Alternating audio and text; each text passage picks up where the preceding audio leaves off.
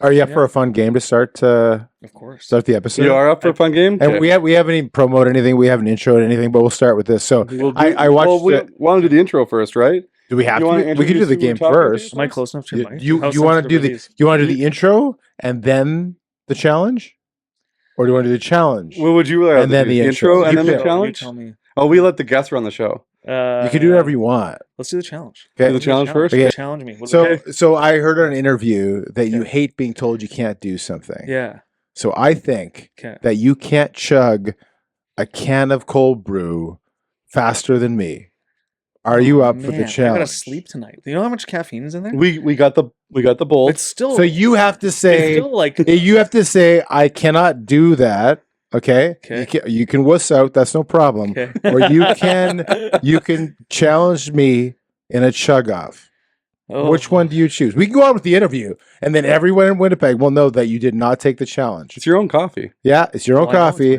Or we can do the challenge. The choice is like, yours. are you like you're probably like a beer chugging master or something? So I don't drink. Not. You don't drink? I've had 3 or 4 drinks of alcohol in my life. All right, let's try one. Okay. Neither one of us are sleeping tonight. There you go. Okay. Oh, they're a little cold too.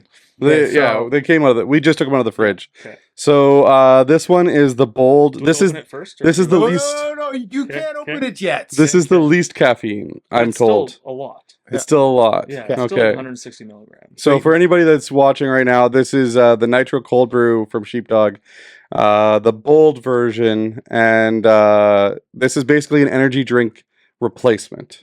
I would say we look like a beer, we are coffee, and we function like an energy drink. Okay. That's what I say. Other thing, Tim started drinking energy drinks maybe a year ago for the first time ever. And only once. And it was due to a chug off.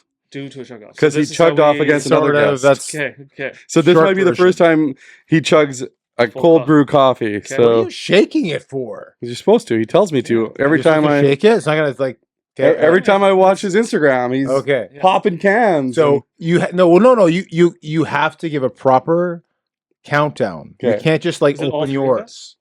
Okay, can you give a 10-second? You guys will beat me either way. Can you give a proper 10 seconds? 3, 2, 1 crack or 3, 2, 1 3, 2, 1 crack. Okay, just cover the top because it will foam a bit for you. Okay. Okay, ready? Who's doing the 3, I'll 2, do 1. the 3, 2, 1 crack because I know that you're super 3, intense. 2, 1, and then he hasn't even had an energy drink yet. Okay, ready. 3, 2, 1, crack.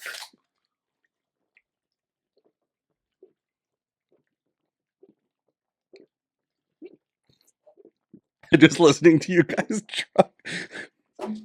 Oh, you lost for the. You got it all over your shirt. I got a little bit in the beer, but you should have had the beard. Soaks it up. All right. So what do I get if I win? What's I didn't expect to lose. Okay. Get your earballs ready. Welcome to the Greg and Tim Show podcast. Here are your hosts, Greg and Tim. You gotta chug it. Like you can't just let it drip all over the place. We gotta reset this here. Well, I find with like the mustache and the beard, things just absorb into it. So then it just and then you can just trickles go like this through. afterwards. Yeah. Holds the smells. So I had a beard and a mustache Yeah. combination. Well, you had a beard. Well, there was a mustache connected to a beard. Yeah. And for like a couple of years, and I had never, and then all of a sudden, I would just want to shave it because I turned 50 a couple of weeks ago. Congratulations. And thank you very much. And but then people were accurately guessing my age all of a sudden with the beard. They're like bang on. Whereas when I didn't have the beard, they're like, "Oh man, you look so much younger." And then someone came up. True though. Yeah. Someone came up to me at church after I shaved and said, "I thought you were Tim's younger brother." And then I was like, "Don't ever put the beard. Keep the clean shaven look." So I'm having a hard time bringing it back, but now I'm seen as the person that doesn't have a beard. Yeah. So I feel left out. You know what though? Your skin feels better when you shave. Yeah. My skin, like my skin dries up. And When you have the beard underneath of it, doesn't really get that itchy. moisturizer and everything. So yeah. But let's do the intro. You want to do the shall we? intro now? Well, after all of that said and done, joining us today is a man who has transitioned from the world of policing and public service, which he used to do, you're a cop, to the art of the perfect roast. He's the founder and owner of Sheepdog Coffee, a brand that's less about latte art, as they say, latte art, and more about fuel for the folks who get things done. Who was the guest that said get done? Yeah. Yeah. Yeah. The protectors, the early risers, the ones standing watch while the rest of the world sleeps their lives around. Welcome to the show, Shawn Black. Thank you for having me. I've been looking forward to it. It's good seeing you. Yeah. And it's fun because when you think of coffee, you think of lattes, you think of Starbucks, and you're kind of like bucking the trend with everything right now. So but we didn't really want to talk to you about coffee. Fair. We want to talk to you about why you Well, do we're going to talk to him a little bit about coffee. Sure. So we're going to get into a little bit of that, a little bit of the coffee, a little bit of the why. One thing that I remember probably a couple months ago, I reached out when you were starting to make your videos on LinkedIn, and I said, you're starting to do the Gary Vee thing. Maybe a little bit. You're starting to like. I literally just sat 10 feet away from Gary Vee 2 days ago. And I was going to say, you just saw him kind of like full circle there, get to see him in person. How inspiring are you after seeing his keynote? I mean, I think that what's cool about any public figure like that offers good advice is they just, all of them just tell you to do the right thing. Look after people, be bold, go for it, take risks, live your life. Like that's really what they all say. And so Gary's very much, all he just tries to do is just tell people to like, stop being scared of what people think and just go do something. And so it was, it's just always nice to like when you see his content or see him in person, it's just like another good reminder to like, just go for it. Like he posted a video the other day. And it was crazy. He talked about how much content they're trying to punch out now. It's like hundreds of pieces of content a week, all from Gary, like Vaynerchuk Media. But he has this one where he's sitting there in the corner, like trying to film himself. And he's like, people will not post about themselves or talk about themselves when they're trying to build something because they're scared of how it looks in public. And he's like, why do you give a what somebody who's doing nothing with their life thinks across the table or across the room or walks by you somewhere? Like you get one opportunity, so go for it. And that's his whole thing. So I just love like his content and being able to like sit that close to him too, right? When you see a public speaker, it's one thing to be at like in row 100 where they're this little speck and you got to watch the screen, but to see that, whenever I go see public speakers, I always like to be up and close where you can really like feel everything that they're saying because they're right there, Yeah. So it's like more like this. Yeah. So yeah, it was awesome. I think I left feeling fired up.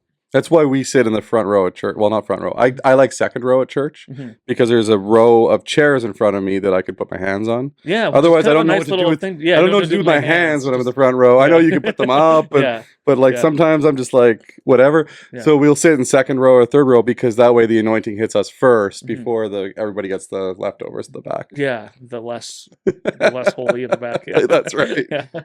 We go with that, right? What's that? Right?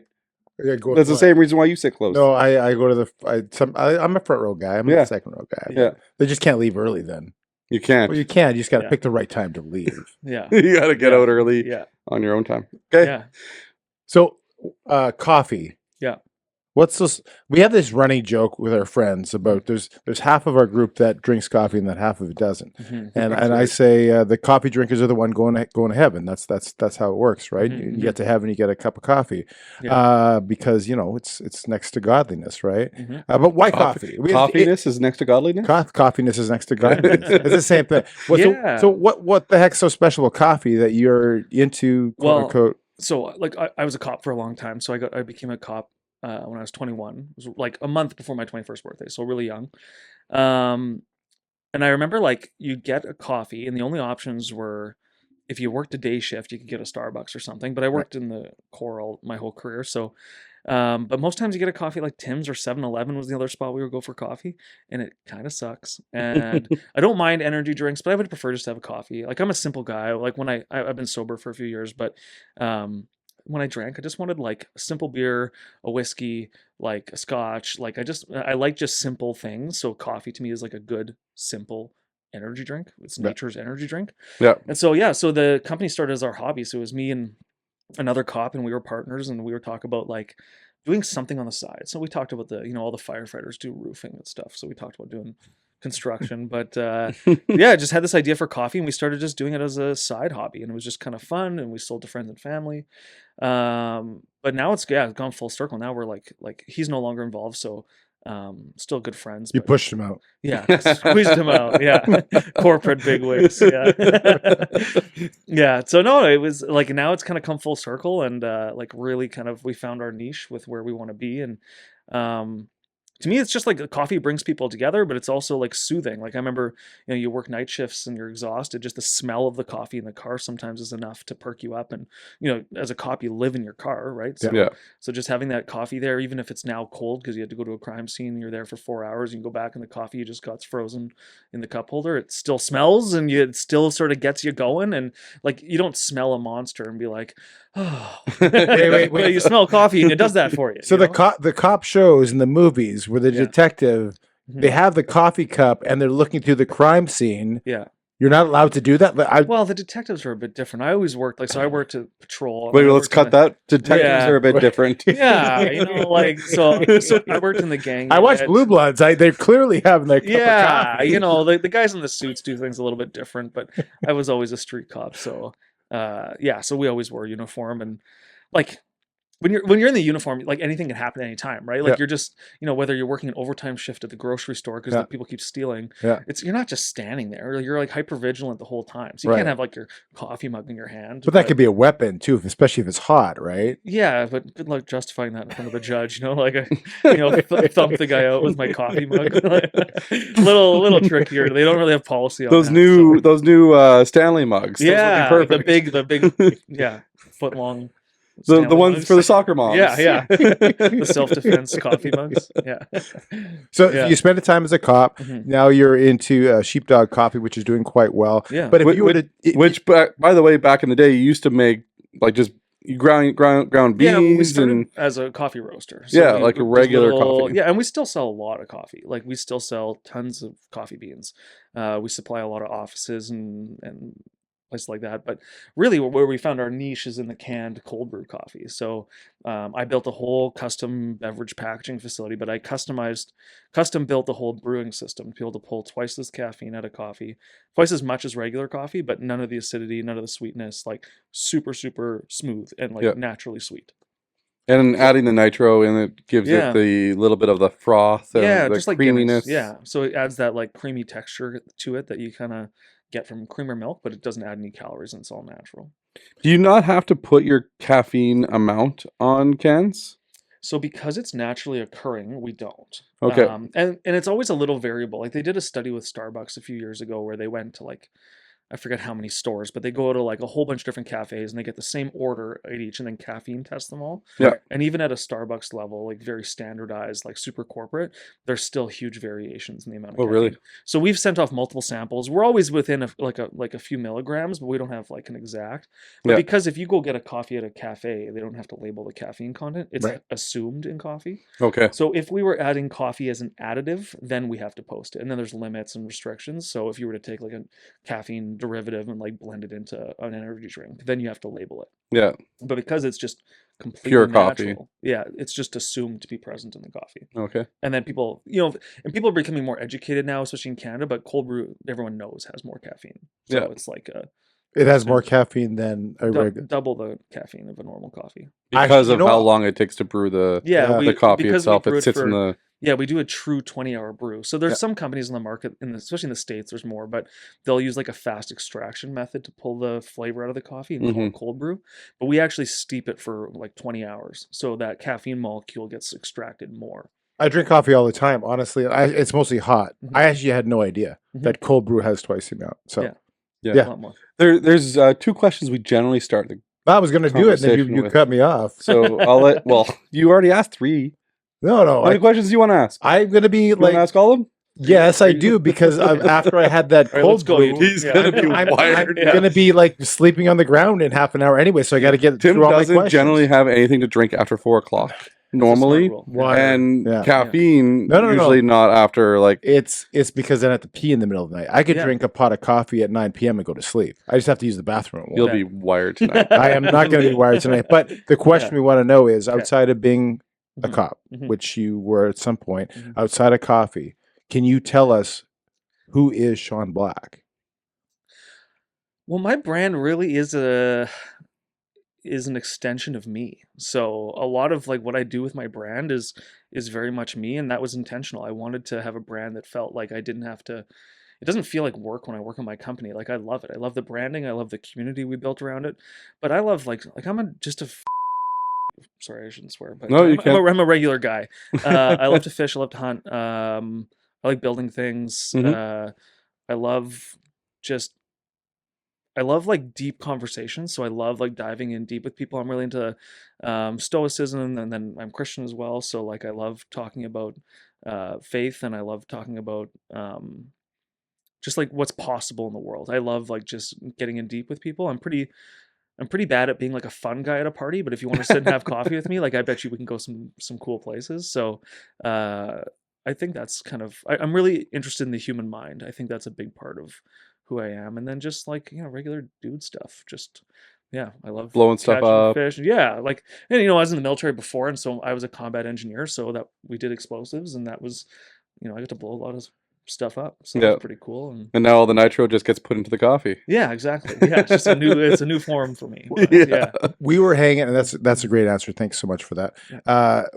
I was hanging out with some guys in the last couple of weeks, and we had this conversation. And I wasn't going to ask this question, but you kind of went there a little bit. Yeah. And we had this conversation with a couple of guys, and one of the guys said, I give my heart quickly, and I'll go deeply quickly with somebody. And the other person said, it takes a while. I don't really feel comfortable doing that.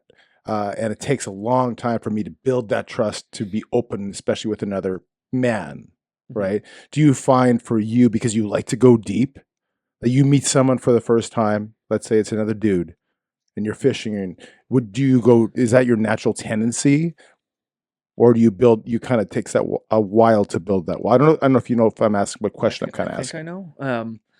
I know. I'm this way with my staff too, and anybody, as I am full trust immediately, and it's the other person's job to maintain that. And I like to think I'm quite lenient, and like I try to lead my team in a very understanding way, and also there's some expectations, but I'm not the type to withhold everything and then slowly open up trust. I'd rather just give you the benefit of the doubt, and it's burned me a couple of times, but it also has like blossomed in beautiful ways in other places. So I'm a full trust first kind of person, and I think like what's sad about guys that don't do that is there's always this like they've never sat down and wrote down the checklist that a person has to do. It's all off feeling and vibe. And I think it just ruins your opportunity to build quality connections with people when you withhold it. So like, maybe you're not going to tell somebody about like your financial situation on the first hour of meeting them. And maybe you're not going to dump all of your trauma in the first 30 minutes with somebody, but exposing who you are and being vulnerable is going to build a relationship faster. Like, I think that that's so important for men's groups, and I'm a part of a couple of men's groups, and um, all of the guys that are quality additions to that group are ones that are like, hey, I'm here, I'm strong, and I'm capable of being more, but I'm weak sometimes too. And that's just like a way better way to connect with people. And it's sad when people don't do that, especially men. Because, being a cop, I've been to many, many, many, many suicides. And I remember sitting right before I left the police, we were sitting in the lunchroom, there was maybe 10 or 12 of us there, and I asked, when you go to these suicides, how often is it men? And it was everyone at the table was like, it's almost always men. Mm-hmm. And I just think about like how sad that is. So why not open up and talk about things and get deep with people and build connection, and and I just got back from this trip, but every trip I go to, I try to like meet someone. So I have a friend in a new city, and like you don't do that if you just talk about the weather and whatever the sports thing BS is. that's Like going yeah, on, like no yeah. one cares. It doesn't carry any weight. So Yeah. so I like to lean in pretty hard, pretty quick. But With boundaries, like I'm not just going to expose everything to anyone, but Yeah. but we can talk about some real Do stuff. you think females do that better? Here's something you'll never unsee. Now that I'm going to say it now. Go to a party, Yeah. and watch how men and women talk to each other. So women will always stand with their feet or their hips pointed at each other, and they're way better at getting in a group and talking about things and just working through them. And men will always stand with their feet parallel to each other and their shoulders parallel.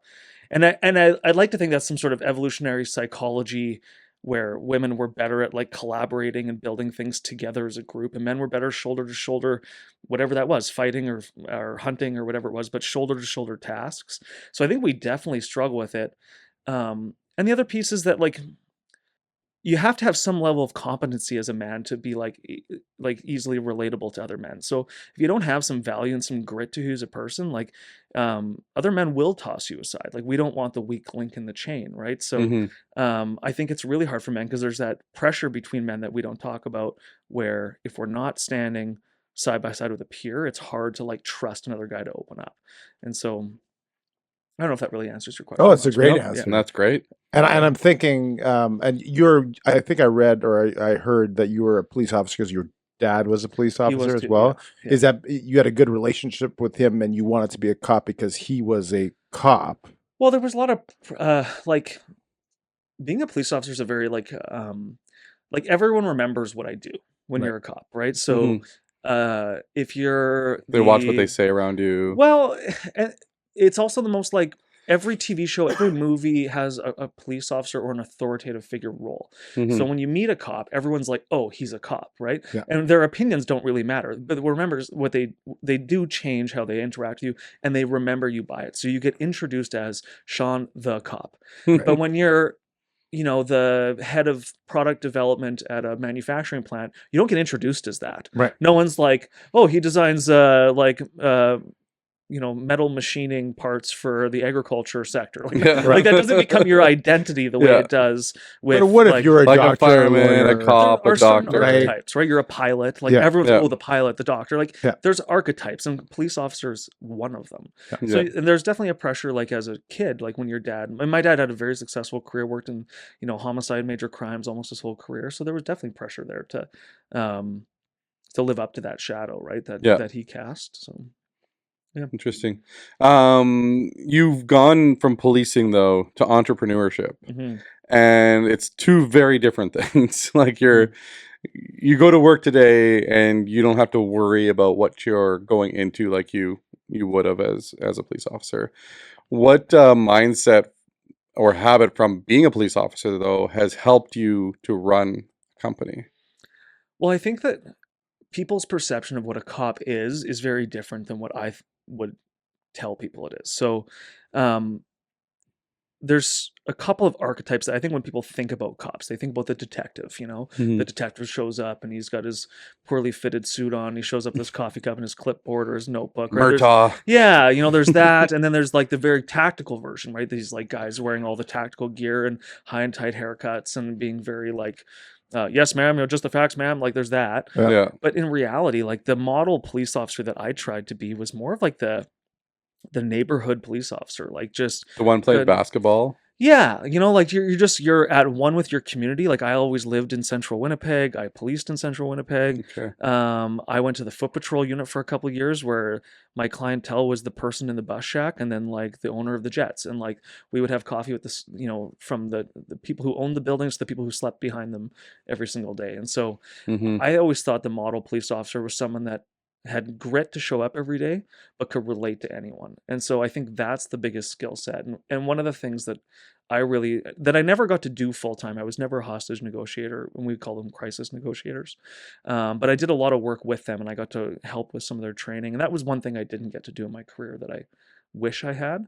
But I really loved the idea of like tactical communication and relationship building. And whenever we would interview people for any sort of crime, it's all just human nature and it's all human experience. It all comes down to humans. And so I look at the business world now and I just think like everybody is a human. And so I take those same strategies, I guess you could call it.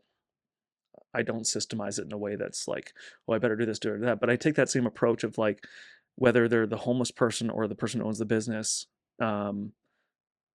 they're just a human, and we can talk to them the same way every day and treat them with respect and knowing that almost all of their decisions, like even now, like as we grow the business across the country, like talking to the big buyers and the big distributors and now interviewing investors, like at the end of the day, they all were born naked and are going to make all their decisions emotionally. And there's a few psychopaths that follow spreadsheets only, but most people are all Accountants. right. But there's Whoa, there's a whoa, whoa. few. I know There's a few of accountants. those, yeah. But most people are emotion driven, and so if you can talk to people in a way that can break those barriers fast, that's the lesson from policing. Because the same and there are times when violence and chaos requires violence and chaos to stop it. And so there's obviously a time for all of the weapons in the police officer's belt. But the reason why 99.9% of all police interactions go really smoothly is there's some absolutely masterful police officers using their mind and their mouths to get things done. Negotiating and Yes. talking and Making sure working everybody feels through like they things. won, Yeah. and calming everybody down, and like that's the skill set. very It's political. the Yeah, job yeah, has become sort of. more political, Yeah. unfortunately. Yeah. But at the end of the day, like it's, if you, like I use it like an extreme example, right? Like say you arrest someone for some horrific sex crimes, like child pornography or whatever. The job of the investigator is not to crack the whip and throw the book at them. The job is to interview them and relate to them as a human and get them to talk about what they did. And then it's up to the judge to decide what the punishment is, not the cop. Yeah. And, I remember many times people being, barricaded in a place or with a weapon. It's the words that we chose, not the violence we chose to solve those situations. And so in business, if you can find a way to relate to people and talk to them like humans at any level, Yeah. whether they're the big opportunity you had or the person who just comes and buys a hot coffee at our store for $2, like it Yeah. doesn't really matter. Yeah. It's all about just human connection. So you would subscribe to the theory that you don't actually sell a product, you're selling yourself. Well, so whether we're selling you're a feeling. yeah, whether you're in policing, you are your product. So you're going into the community, they get to know you, you get a track record, and you are the product in that situation. You're not a cop, but you're a good guy. They come to trust you wherever you are, whether it's a politician, whether it's the owner of the Jets, whether it's someone on the street. And the same thing with your coffee. That you deal with people, it's individuals, and they buy what you are, they buy you. They're buying us, and then I think one of the things that I've been really trying to focus on lately is how do I spread that to my whole team too, Yeah. so that we amplify that. Mhm. And that's what a brand is. A brand is how does it when people see this, how does it make them feel? And so I think when people drink Sheepdog, like my hope is that they feel like they're gonna get done today and they can feel good about it. And we've really tried to target, with our marketing. And I hate that word target because we don't think of it as a dollars in, dollars out, but like we want to speak to working class people. Like we want to speak to people who actually, are willing to do whatever it takes for their family and like whatever. Like that's who we want to resonate with. And I think there's a lot of brands who don't try and do that. I think especially in today's hedonistic world, people try to sell brands to, they take the Kim K approach and try to be very aesthetic and posh, or they try to be, very appeasing to everyone. And I just think that we're really trying to buck that and be like, no, like we're just going to speak to the people who are like us that will appreciate what we're offering. Yeah. And it means everything. Like we donated over $30,000 to local charities that we have 3 charities that we kind of support before we ever took a salary or paid ourselves a penny. And we never talked about that. We didn't do it super publicly, but like, Mhm. those things that we do as a brand and as a company are like the anchors that hold our value system together. Yeah. And when you say the people that want to get stuff done during the day are the ones that are drinking your coffee, whenever I have this in my office at work, the staff know that they're going to hear from me multiple times throughout the day. Because I'm just like, I'll You're do wired, laps. I'm like, yeah. okay, I have an idea for this. And Yeah. like the caffeine gets you, and I only have to have one usually. So it is like that one and done type of thing. You get in the morning, you can get your mind really going, that type of thing. Well, and it's just easier and it's a better quality coffee because we source like some of the best coffees in the world. And like I do all the sourcing myself. And so we pull from straight from Colombia. We have a source that pulls right from Colombia. And then we've got some great farms in Guatemala and Peru and Ethiopia that we bring from. Mhm. So it's also, not only is it coffee that's made well, but it's also like a really high-end coffee. So it's easier, it's faster, and it's better than any coffee you're going to get at most cafes. There's some really great cafes in Winnipeg, but Yeah. I would say we're higher quality than 80% of them. Yeah, and he's only going to be going a full tilt till 2:30, and then at 2:30 he puts his head on his desk and he sleeps for an Maybe I'm supposed to hour. have 2 a day. Maybe you Maybe get I have that. to have another In one. the army, we call that the PMS, the post meal sleepies. So Say it again? yeah, post meal sleepies. Okay, there you go. Yeah. PMS. I don't Yeah. eat much during the day at work, so I define that like very busy from noon until 1 Yeah, during the time when everybody else goes for lunch is when I can get stuff done because nobody's Less noise. bothering me and Yeah. there's less noise. So I generally don't take lunch. So coffee, it used to be a coffee in the morning when we make it in the brewer, and then I'd have a coffee again in the afternoon. Now, like I'll have this usually around 10 o'clock, Mhm. 9-10 o'clock type of thing because I don't know if you do this at all, like cold plunges, cold showers. Do you do any of that? no, I just No, wake up and you have haven't coffee got- and start working. Yeah. So I like sauna, but I sauna's yeah, great. If yeah. if that's my next thing I want to get is a sauna, like an Yeah. infrared, but you have to get it to be hot enough that it's Yeah. worth it. But so I do cold showers every morning, and they're supposed to get your blood flowing and get you Sure. going. So I'll generally have a coffee when I feel like I need that coffee. And this is like the latest study on coffee is, and this is from Andrew Huberman. I don't know if you know who he is, but big podcaster. I think he's a neuroscientist, but just does health stuff. But really, the data on how to maximize the effectiveness of coffee is that you actually don't drink it right when you wake up. Mhm. So your body, so coffee is a diuretic, so it's gonna dehydrate you a bit, Yep. right? But in the morning, you're gonna sweat out and breathe out a lot of moisture overnight. So the best thing you can do is, even if you can do it with electrolytes, even better. But you hydrate for the first hour or two, and your cortisol is going to be high in the morning. So you want that cortisol to come down a bit. Then, if you consume coffee within 90 minutes, 120 minutes into your day, that's actually going to prevent that caffeine crash that people talk about. Okay. So everyone's like, "Oh, matcha doesn't have the crash." It's bullshit. Caffeine is a If you don't know this, molecule. Sean loves matcha. I hate matcha. It's disgusting. I It's agree. I'm illegal. with you on that. My kids Yeah, love it. It's because it's TikTok-y, so that's why they like it. But the got all the colors. Yeah. So the effectiveness of caffeine is best used about 2 hours after you wake up, after you've rehydrated your body, and then it balances out your cortisol so that you're not going to crash. It's funny you say that because the mornings that I have the 6 a.m. Mhm. workout class Mhm. and I don't have coffee first thing and I have the big cup of coffee after the class, I notice I don't have the crash as No. much as the mornings where I So don't. if you consume it first thing and you do get more dehydration before your body and your Yeah. cortisol can balance, Yeah. it'll give you that afternoon crash. So it's the caffeine that's doing that. Right. But yeah, just fight it. Just wait that extra hour or two and Yep. and then have your coffee, and then you won't get the crash. And matcha is not the answer. Neither is a Red Bull. Like that's not it. It's just how your body is going to interact with the caffeine molecule. Yeah. So when we're driving around looking for coffee shops, Yeah. okay, we have this joke amongst the guys Mhm.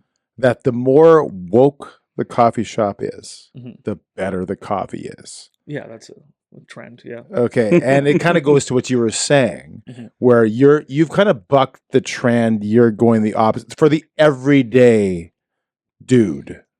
You have like the fire, the police, the military. It's more like Black Rifle in the States, I believe, is a coffee company that kind of gears towards that. Mhm. It's more of this is a everyday person coffee. I love it when some dirty truck shows up in front of Sheepdog and the guys from the framing job come in for coffee. Yeah. Because I remember what that was like. I loved coffee, but if I went into a coffee shop, I remember one time being like absolutely just accosted by some people in a very woke coffee shop who didn't think police should be in there. And it was like, you want to talk about safe spaces, then you want to yell at me after I just left a crime scene where somebody did something horrific and like I'm carrying that and all I want is a cup of coffee and you're accosting me for being the bad guy. Like, get the out of here. Yeah. So I'd like to think that we are actually accepting of everyone, including guys that would love a good cup of coffee. But and I say guys because it's like I think a lot of men feel like it's socially acceptable for them to get 2 monsters at Domo on the way to work, Right. but it's not cool for them to go to a coffee shop and get a good coffee. And so I think that we want to make a space where those guys can walk in and be like, oh yeah, like I belong here. This is cool. And like, we painted our whole place black and we make it look like kind of like a bunker, and the whole branding is really to just like, it's because I like it. I like the branding. So guys like me should like it too. Yeah. That's the theory. Yeah, exactly. And Yeah. it's your branding has evolved over the last little while Mhm. too. Have you done all the branding yourself? I've used some different like freelance people, but I've really been very in control of most of it. And I now have like a marketing director that works with me, and she's phenomenal. My whole team's phenomenal, and um, they're passionate about the brand, and so that bleeds through the whole team. And yeah, so she does like a lot of the legwork for me now, but I'm very involved in it too. And but I have to give her where credit's due. Like over the last she started with me in July. She's just totally amplified our brand. She's unbelievable. So she gets it. She's like, That she's includes your Instagram and she does TikTok. everything. The only thing I do completely myself is my own LinkedIn. Okay. So I do that completely on my own. I post almost every day on LinkedIn. But she handles almost everything, and um, I love having her on the team. My whole team I love. Yeah. And LinkedIn would be more geared towards you developing relationships with some bigger suppliers and Well, she distributors. actually really pushed me to start on LinkedIn. I think I had about 40 followers 3 months ago. I now have 3,000. We're just shy of 3,000. Hmm. So I've grown really fast on LinkedIn. But really, my approach on LinkedIn is to talk about business from a real world perspective, how people actually talk, Yeah. And I'm very like kind of raw and honest with it. But I don't. I never. I on people who do like I even like will call people out in my comment section if I think that they're using AI to write comments. Like I just hate it. So like most of my posts have spelling mistakes and they maybe the sentence structure isn't good, but like I just don't want to submit to the AI robots and become one of them. So Yeah. yeah. So I think there's a bit of genuineness there, and then just trying to get myself in. LinkedIn's kind of like a trade show that you're at 24/7. Yeah. So we've done a couple of trade shows now, and um, it's true. I have all like tons of connections, and even like I was just in Anaheim at the biggest natural foods expo in the country, or in the continent. 65,000 people, and I got recognized every hour by someone in Anaheim who follows me on Really? LinkedIn. That's Yeah. super cool, eh? So just and because it's like industry specific, right? So I Yeah. can really like, and even like one of the hacks on LinkedIn is you can like say there's a company you want to partner with or work with, someone you want to meet, like you can look up that company and add the staff there and connect with them and send them a message, and then you build those relationships digitally that then there's some familiarity. So then when they see me at a trade show, and then on the You're a flip side real too, person. it's a real person. They have some familiarity with me, and it opens that door so much faster. So LinkedIn's been great for me. I really, and I didn't want to do it for a long time. You So. say the unpolished. My favorite clip that you guys have posted recently was the one where it's you and you crack the cold brew and somebody walks in front of the video. It's like, sorry. And you're like, Yeah. you just let it happen.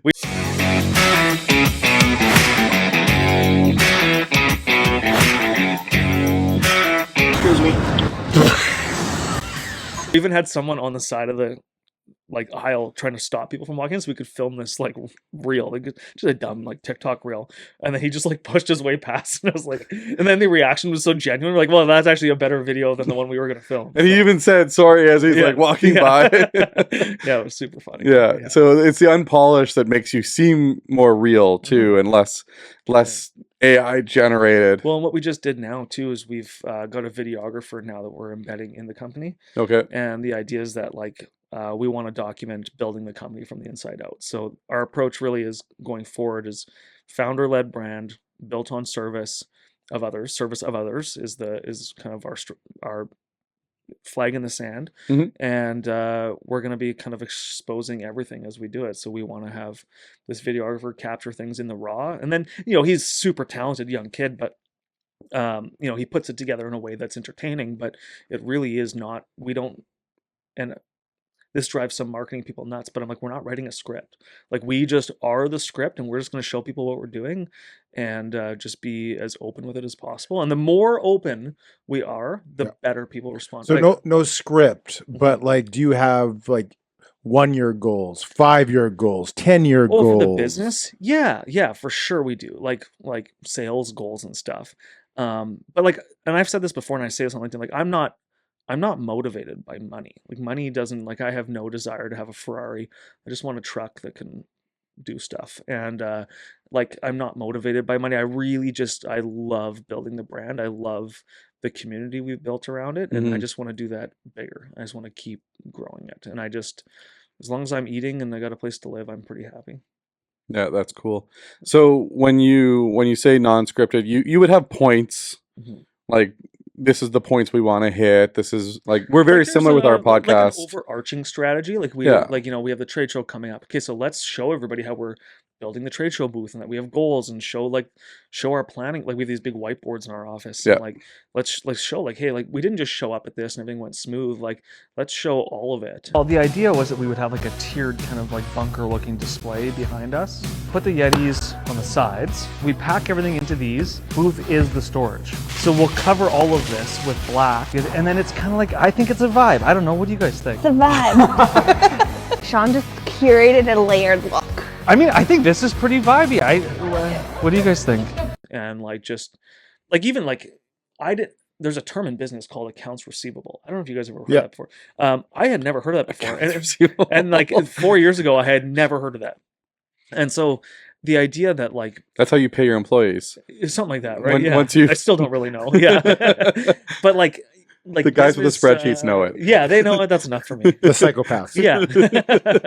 But like, business is like, to me it seemed like this mythical thing that I would never do. Like I never, like there was nobody in my family. Like we were like as blue collars they come, firefighters, cops, teachers, like there's nobody in our family that ever did a business before. Right. So like I want to like demystify that for a lot of people and show them that anyone can do this. Like that, like, yeah, you're going to work a lot, but like you get to work a lot. It's a privilege. So like, just, we want to just show that and like, and just be like genuine with it and not be corporate. So some personal stuff. Mhm. Kids? No kids. No. Married? Single. Single? So Yeah. you have a lot of time right now. I do have a lot of time. Well, I don't have a lot of free time because of the business, but Yes. yes, But no, I but don't you have a the lot of time for your constraints of a family. business. Exactly. Yes. Yeah. So where do you see yourself in 5 years? 5 years ago, if I had told you the answer, I would have been completely wrong. So I have no idea. Yeah. What's a goal? What's a 5-year goal for you right now? Well, I want to be a national beverage brand. I don't know. So I'm gonna Yeah. reframe it. No. What's yeah. a 5-year personal goal for you, as opposed to a business goal? I'm 3 years sober. My business is growing fast. I'm meeting incredible people every day. I have no personal goals other than that if I keep doing the right thing, things will be what they be. Will be what they're going to be. I think that I've had a lot of blessings, a lot of opportunities that I probably don't deserve, and so I don't have any.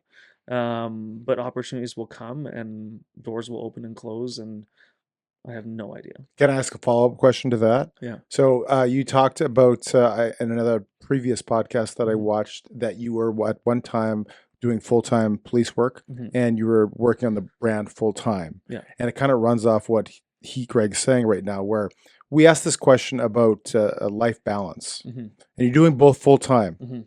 And there's no such thing as being balanced, especially when you're doing two things full-time. Yeah. So something has to fall by the wayside temporarily or permanently.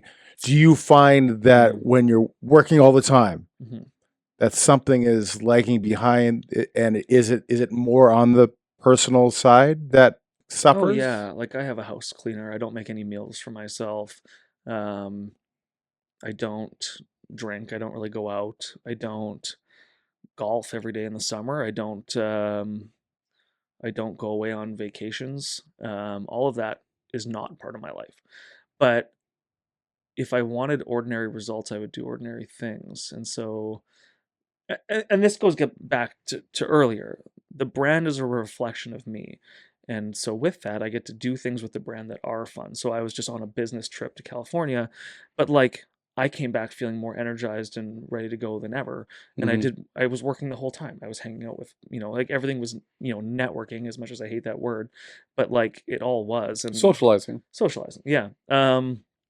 So yeah, of course things have to go, but I guess you just got to pick what you want. And I think what I want is just more opportunities. So Yeah. yeah, I don't, I think there's a pain period, like when I was working full time as the police. The hardest part for me with that was our brand was fun. My team was fun. and I would go to the, I worked downtown, like in the core, go from like awful, like, and I, I love police officers. I think that they're some of the best people in the world. But I don't love police management, and I don't Hmm. love politicians, and I don't love lawyers. And so they make it a very miserable place to work for people that are really, really salt of the earth. And so going from a very, very awful work environment where some of the best people on the planet are being just absolutely treated terribly, and then having to go and like sleep 2 hours and then get to a meeting with my staff, shape shifting between the two personalities of being like there's a you got to be a different type of duck to be able to police in a high crime area and poverty, but shape shifting and remembering that we were doing something good was the hardest part, and it was so emotionally draining for me to like go from where people are crying because someone was murdered or committed suicide, and then having to go and have someone uh, want to talk about a collab they want to do and how fun it is and stuff. And Yeah. as much as like that part just ripped my soul apart, but there's a grind phase there that I think everyone has to go through, and it feels like now doors are opening in places I never would have dreamed of.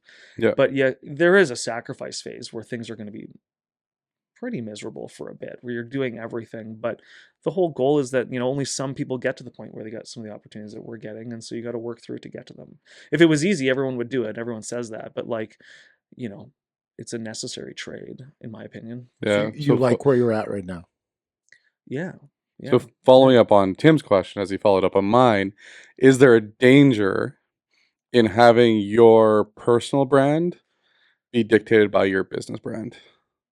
1000%. Do you find that you lose yourself personally because you visualize yourself as a coffee brand right now, as opposed to just Shawn Black? It's odd that I get recognized everywhere I go in Winnipeg, because all I do is I sell brown bean water. But like I get recognized places. But I'm very fortunate to have that opportunity, and I think that's going to grow. But like part of the sobriety thing too is like, I used to work overtime at Jets games and Bomber games and all those things, and as a cop, and you'd see how some people behave, and I'd look back and I was like, oh, I used to do that too. I was a sloppy disaster when I was an alcoholic, and I still am an alcoholic, but like I just thought I never want anyone to see me that way and like be remembered as the guy who had bad breath and spit all over my face talking to me about some bullshit. Like I don't want to be that guy ever. I don't want anyone to be like, oh, I met Shawn from Sheepdog. It was bad. Like Yeah. So it helped me get sober to be like, if you're gonna do this, you gotta hold yourself to a higher standard. For sure. So it made it easier to make the transition to sobriety. Awesome. We're going to transition into a different topic altogether here. Sure. This is a game we play with every one of our guests. Okay. We quickly transitioned from serious to fun. We should have we should have like some kind of transition period. Should we do the speaking of balloons, and then we talk about hot air balloons. I think you did it. At least something to make it a little bit lighter. That was really quick, by the way. Wow. Okay, the haha stuff now, Shawn. Let's do the haha stuff. No, I can appreciate the answer, and I can appreciate what you're saying. And like I said, the only thing that I would be worried about is your identity being rooted in your brand as opposed to being rooted in what you want yourself to be. Mm-hmm. So that's why I asked the question. It's not because we ask a lot of questions of you today, and a lot of the answers came as more brand based answers, right? So and that's why I asked, like, do you have kids? Do you have like a wife or anything like that right now? And you saying no, you don't. Mm-hmm. It makes sense to me because I remember when I was younger and I could just focus on 100% on work, right? So it's good in the season, and maybe in 5 years there's a different. What he wants to ask season. you is, do you see yourself in 5-10 years being married with kids? Yeah, I would love to have a family. Yeah, okay. I'm ready for that. Yeah, there you go. Okay, now to the fun stuff. Now to the fun stuff. Yeah. Okay, maybe I'll throw one. Yeah, you go absolutely. Ahead. As you learn all of the things that you learn in business, you become better at leveraging your time. Yeah. And so I would think that even with now, I could support a family. Like if that day came, and it's not going to be tomorrow, but no. I'm far better at using my time effectively. Where at the beginning I had to do a lot of tasks that, but we got the business to a place where it would support me doing the things I want to do correctly that have high leverage. And so when you learn how to do that, and I bet you if I had a family a year ago, I would have just learned how to do it faster because I wouldn't want my kid to be ignored or whatever, right? So you just learn how to leverage time better and more effectively. And not even time, but you would argue that 3 years ago, because you said you're 3 years sober, and congratulations for that, by the way, that you wouldn't be ready to have a healthy relationship, not just kids, but with a wife, scheduling and all those things, right? And so, like you say, there's going to be a time, but you personally would not be ready for that. I wouldn't have been then. Yeah. So we're going to play a game called This or That. Okay. It is a game where you get to pick one thing or the other.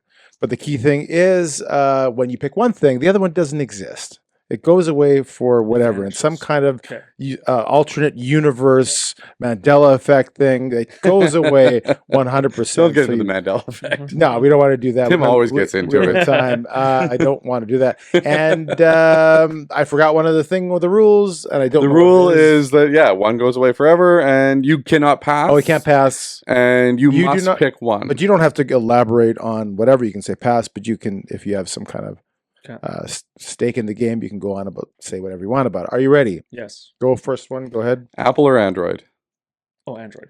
Oh yeah, there we go. Perfect. Wow. I wouldn't mind. I did not think it was going to go that way. Okay, well, the episode's over. Hey. Are you sitting for 6 hours? Oh, sorry. Which one? Sorry. Which one do you? Android I want to keep. Yeah, that's the one you get to keep. Okay. Yeah. So you're still wrong. Yeah. You have to go over the rules again. I don't know. Would you rather sit with Greg on a beach for 6 hours, or you want to climb a mountain with me? I climb a mountain. There you go. 2 for 2. When you say it that way, anyway, I'm not sitting on a beach for 6 hours. Oh, you're sitting on a beach. Just not climbing the mountain for 6 hours. Okay, sure. He's going to go 6 hours. I've done it 6 hours. Do a product pitch on stage to 1,000 people, or have a one-on-one meeting with one big investor. The investor. Okay. This one's and we're only going to do 3 here, but I'm sure you know a lot more than we do. Just coffee alone. Well, let's do 4. Okay, Tim's, McDonald's, Starbucks. Okay, just those 3.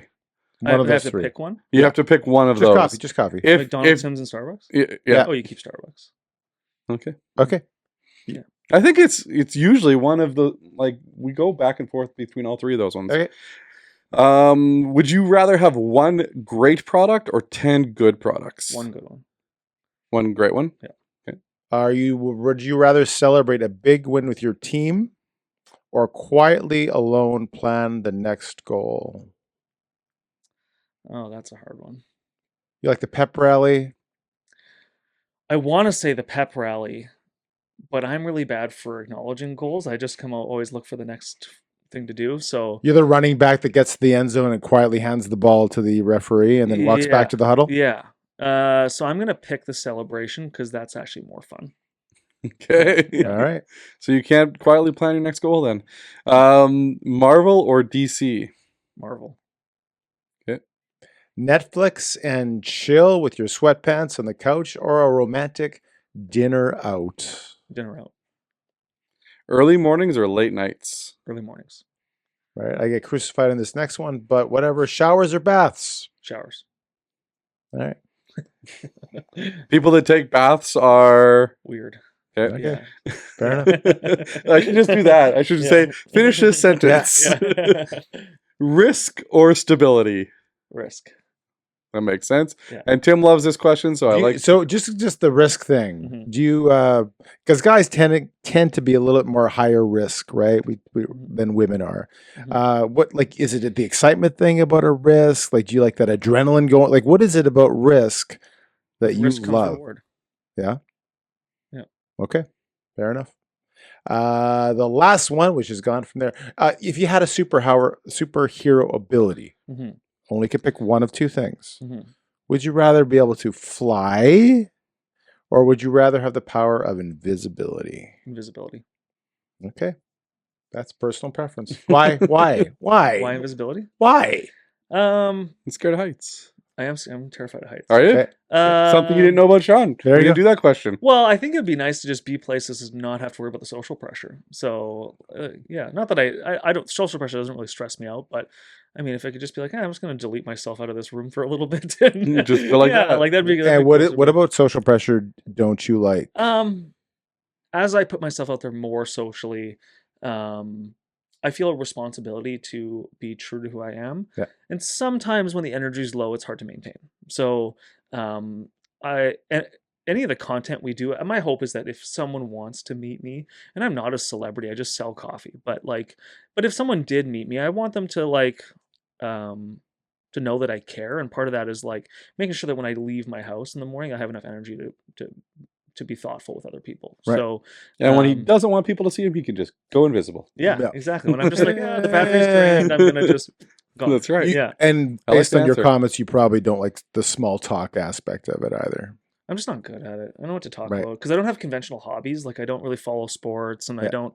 Do you like the sports? Yeah, yeah, right. Like, and I Sports are like to go good. fishing, but if some guy's like, "Have you seen the new Rapala deep dive?" Whatever, I'm like, "No, I haven't." There's a new brand of bass fish out there. Yeah, like I can't really get into the weeds with you It's on called anything. the Bassomatic. Yeah. All right. One person. Okay. One person. Dead or alive, historic, personal, doesn't matter. But you have to pick one person that you could choose to have a 20-minute conversation with this afternoon or this evening. Who would that person be? Jesus Christ. Now And we have do a one rule Mhm.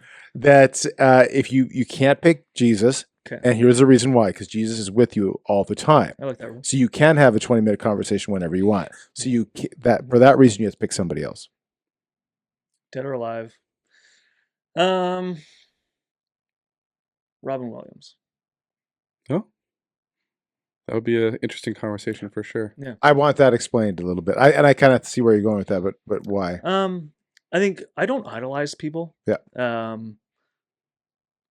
I've met a few like celebrities over the years, and they always say don't meet your hero. And it's Yeah. true. Some I've met have been phenomenal. I met Robert Greene. I don't know if you know him. He wrote like the 48 Laws of Power, a whole bunch of other super successful book. He wrote a book all about 50 Cent called The 50th Law. He's like absolute, like I would say for our generation, he's going to go down as one of the best authors of all time.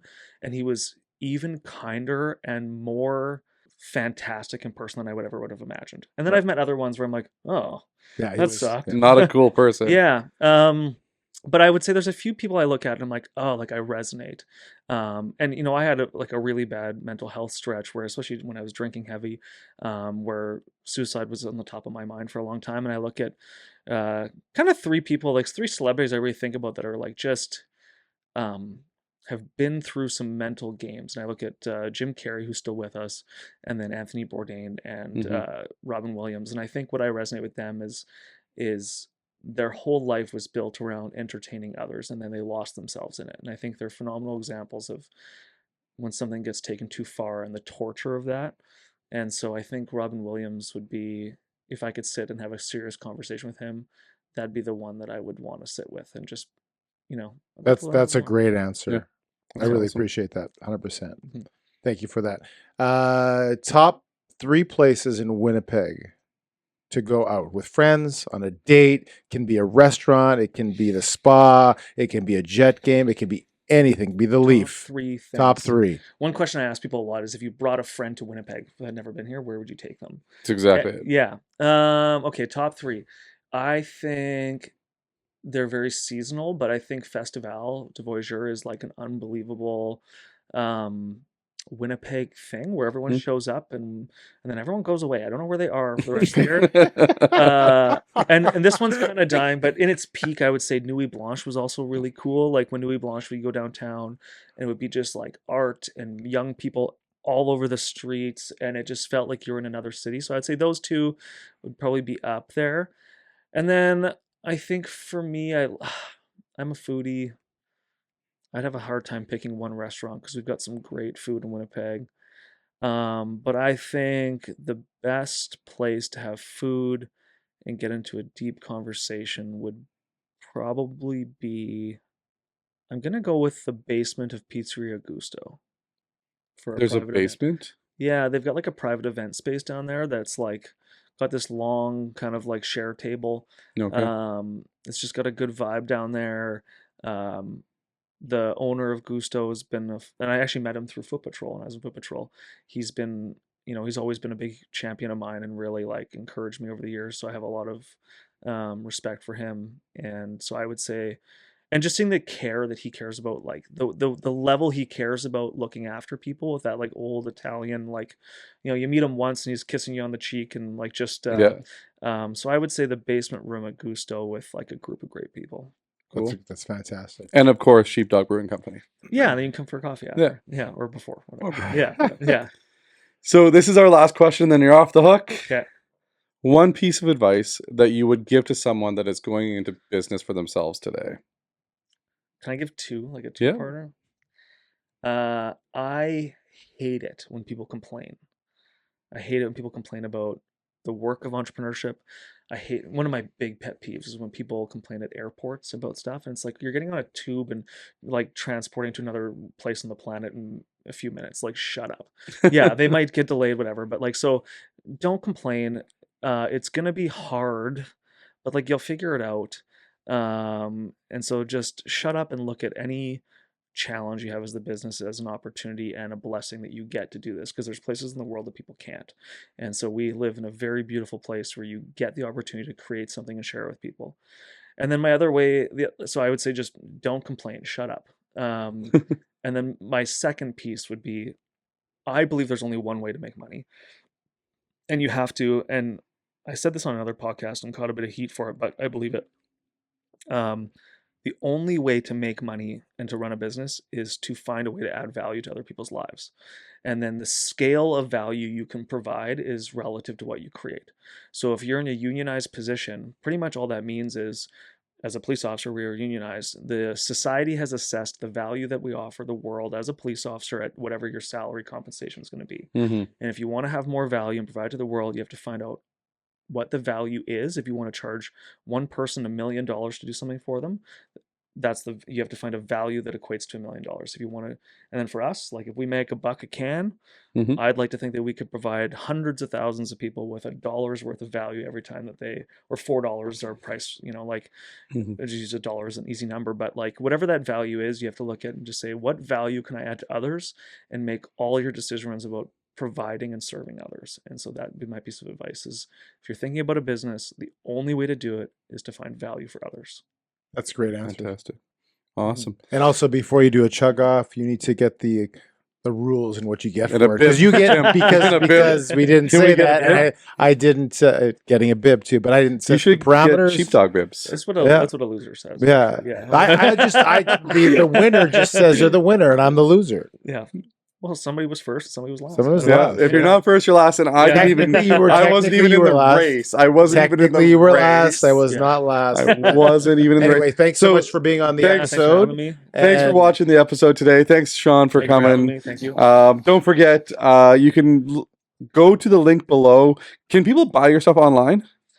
Yeah, just come to our store though. But- It's cheaper. No, We like give it people to some outside store. of Winnipeg. Yeah. You do ship outside of We Winnipeg? ship Canada wide now. Canada wide. Yeah. So if you are outside of Winnipeg, try Sheepdog. You can ship Canada wide. If you're in Winnipeg, South Landing, Unit 870 South Landing. and it's great. The vibe in there is great. The customer service is fantastic. Thank you. When I was there, the girl that was working the front gave me a taste test of everything, and I was trying them all out, and the customer service there was unbelievable. Thank you. And check it out, Sheepdog Brewing Company. And for everyone my- else, we need to say to like, subscribe, like, share, subscribe, share. 'Cause comments, we always forget that part. and yeah, And people never really like, subscribe, or share. But the comments, if people you have never like, comments, subscribe, share, and Some comment. people have subscribed and Okay. shared. If you disagree with what I had to say today, put it in the comments because I'll fight you on it. So Yeah, No, and that'd we be need, awesome. we need the negative and Yeah. the positive. We like the and negative and all of positive. the comments. They're all good, and we really appreciate you. We being recently on. met a mob guy, and Tim posted it on a mob chat, Oh, yeah. and he's gotten 500 and something No. If he's comments gonna bring on it this. up, no. So Yeah.